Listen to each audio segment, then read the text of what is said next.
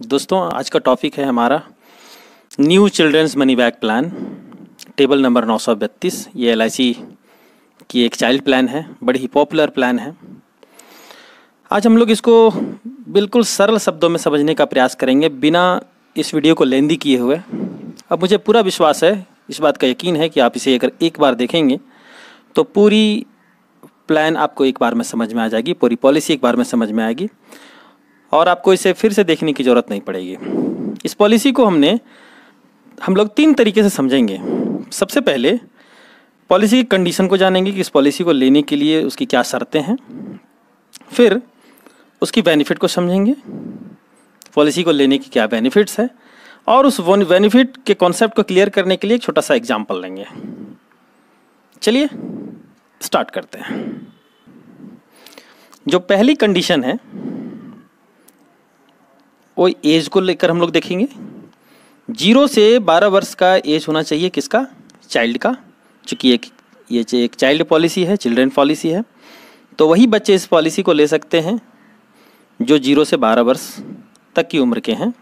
और जो प्रपोजर का एज है वो 18 से 55 वर्ष का होना चाहिए। वो व्यक्ति जो चाइल्ड की पॉलिसी के लिए प्रीमियम भरता हो उन्हें हम इंश्योरेंस के टर्म में प्रपोजर कहते हैं। तो उनकी उम्र 18 से 55 वर्ष की होनी चाहिए।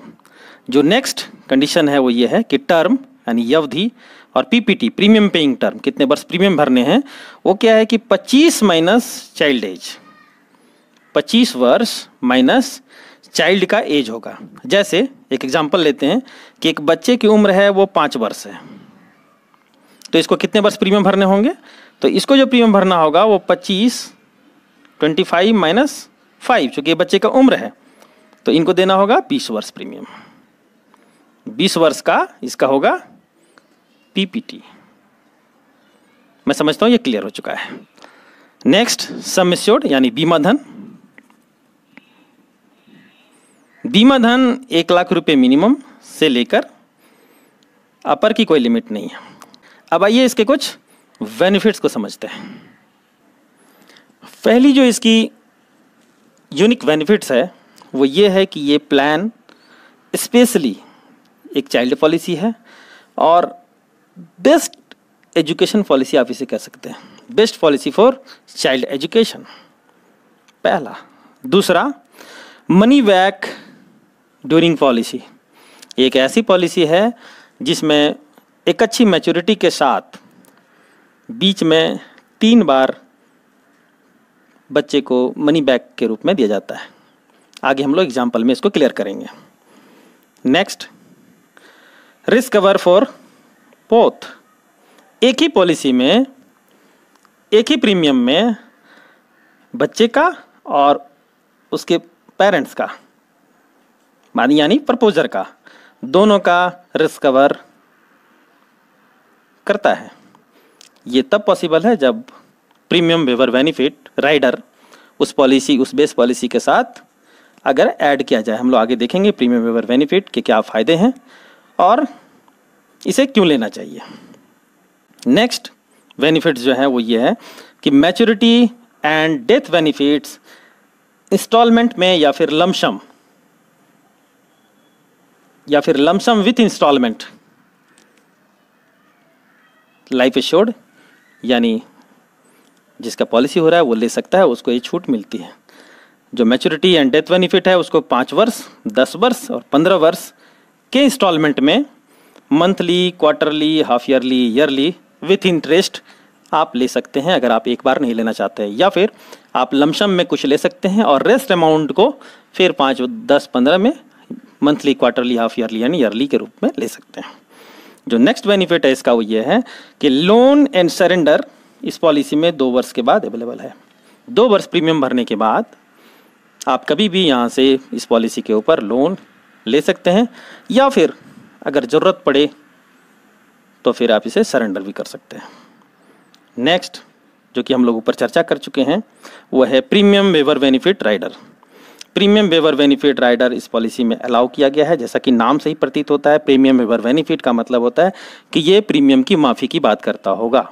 तो गार्जियन की अगर डेथ हो जाती है तो वह पॉलिसी बिना प्रीमियम भरे, यानी उसकी प्रीमियम माफ़ हो जाएगी और बिना प्रीमियम भरे वो पॉलिसी चलती रहेगी और उसके सारे बेनिफिट्स एज यूजुअल ही मिलेंगे। जो नेक्स्ट बेनिफिट्स है वो ये है कि रिवाइवल विद इन 5 ईयर। इस पॉलिसी की खासियत ये है कि बीच में अगर आपकी फाइनेंशियल कंडीशन अच्छी नहीं होती है और आप इस पॉलिसी को नहीं चला पाते हो, प्रीमियम नहीं दे पाते हैं, तो 5 वर्ष के अंदर आप कभी भी इस पॉलिसी को प्रीमियम भर के और जो है रिवाइव फिर से पुनः चालू कर सकते हैं। अब आइए एक छोटा सा एग्जाम्पल लेंगे और एग्जाम्पल के माध्यम से इन सारे बेनिफिट्स को हम लोग क्लियर करने की कोशिश करेंगे।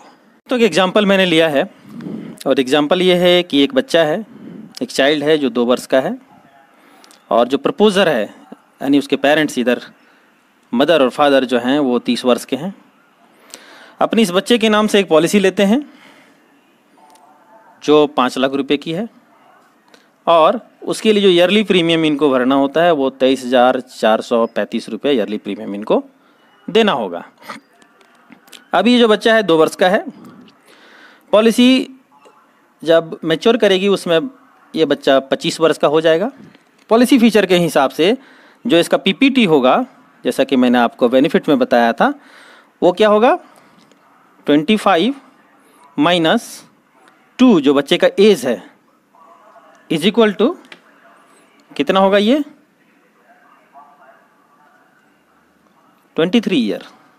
तो ये 23 वर्ष इनका पीपीटी जो होगा, यानी 23 वर्ष इनको प्रीमियम भरने हैं। इस 23 वर्ष में जो कुल प्रीमियम भरेंगे वो कितना होगा 23,435 इंटू 23 इज इक्वल टू ये पैसा होगा 5,39,000 रुपया। ये 5,39,000 रुपया इनको कुल प्रीमियम यहाँ भरने होते हैं। अब इस पॉलिसी फीचर के हिसाब से जब ये बच्चा यहाँ पे 18 वर्ष का हो जाएगा, कितना 18 वर्ष का, तब इसे एक मनी बैक मिलेगा। फिर जब ये 20 वर्ष का हो जाएगा यहाँ पे भी एक मनी बैक मिलेगा और जब ये 22 वर्ष का हो जाएगा, ध्यान रहे पॉलिसी का 22वां वर्ष नहीं, बच्चे का 22वां वर्ष, तब ये 18 वर्ष 20 वर्ष और 22 वर्ष की उम्र में इनको जो मनी बैक मिलेगा वो होगा 20%, 20%, 20%। ये पैसा कितना होता है 5 लाख रुपए का सम एश्योर्ड था, यानी मूल बीमा धन है उसका 20%, तो यहाँ होगा ये 20% 1 लाख रुपया यहाँ मिलेगा, वही 1 लाख रुपया इनको यहाँ मिलेगा और वही 1 लाख रुपया इस बच्चे को 22वें साल की उम्र में मिलेगा। ये 3 बार मिलेगा। इस पैसे को अगर हम यहाँ माइनस कर देते हैं, जो कुल इनका इन्वेस्टमेंट रहा उसमें 1 लाख प्लस 1 लाख प्लस 1 लाख, ये पूरा कितना 3 लाख रुपया होता है, इसको माइनस कर देते हैं। ये 3 लाख रुपया माइनस करने के बाद जो कुल इन्वेस्टमेंट इनका बचता है वो होता है 2,39,000 रुपये। ये 2,39,000 रुपया इस पॉलिसी का नेट इन्वेस्टमेंट होता है। उसके बाद जब 25 वर्ष का ये बच्चा हो जाएगा तो उस समय जो इसको मिलेगा वो होगा 2 लाख रुपया, ये 40% ऑफ सम एश्योर्ड। फिर 5,52,000 रुपया ये होगा बोनस और 1,25,000 रुपया ये होगा फाइनल एडिशनल बोनस। ये तीनों अमाउंट को अगर हम लोग जोड़ देते हैं तो यह जो रकम होती है वो होता है 8,77,000 रुपया। ये इनकी होती है मैच्योरिटी। फ्रेंड्स, तो इस प्रकार पॉलिसी की कुल लागत 39,000 रुपया और पॉलिसी का कुल रिटर्न 8,77,000 रुपया, वो भी बीच में 3 बार मनी बैक 20% पाने के बाद। हम लोग डेथ के केस को देखते हैं। डेथ में जो पहले देखते हैं, सबसे पहले वो देखते हैं कि अगर प्रपोजर यानी गार्जियन की अगर डेथ हो जाती है, तो अगर प्रपोजर की डेथ होती है तो क्या होगा। चूंकि इस पॉलिसी में प्रीमियम वेवर बेनिफिट हम ये मान रहे हैं कि पॉलिसी होल्डर ने लिया है, तो प्रीमियम वेवर बेनिफिट के फीचर के हिसाब से इनका यहाँ पे प्रीमियम माफ हो जाएगा।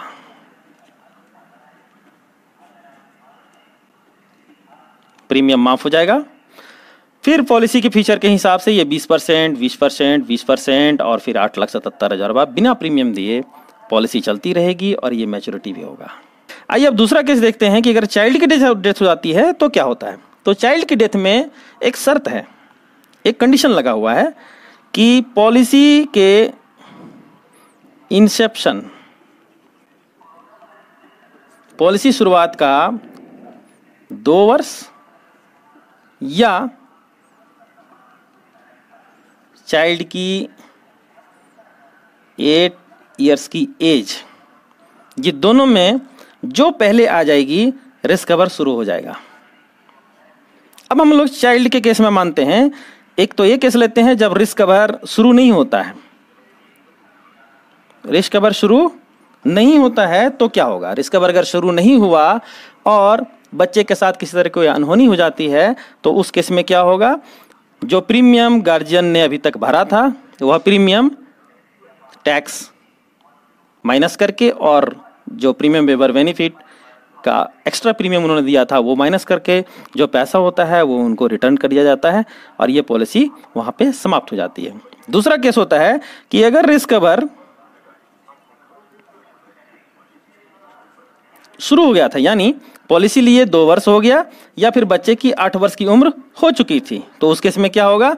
उस केस में होगा कि सम एश्योर्ड प्लस अगर कोई तब तक बोनस होगा तो bonus plus final additional bonus, ये तीनों रकम मिलाकर और उस प्रपोजर को पे किया जाएगा। फ्रेंड्स, तो ये थी पूरी जानकारी चाइल्ड्स मनी बैक पॉलिसी की। मुझे उम्मीद है कि आपको यह वीडियो पसंद आया होगा और अभी तक अगर आपने हमारे इस चैनल को सब्सक्राइब नहीं किया है तो प्लीज़ इसे सब्सक्राइब कर लें। साथ ही अपने फ्रेंड्स के साथ, अपने कॉन्टैक्ट्स में इसे शेयर करना ना भूलें। समय देने के लिए आपका बहुत बहुत धन्यवाद। Thank you very much. जय हिंद।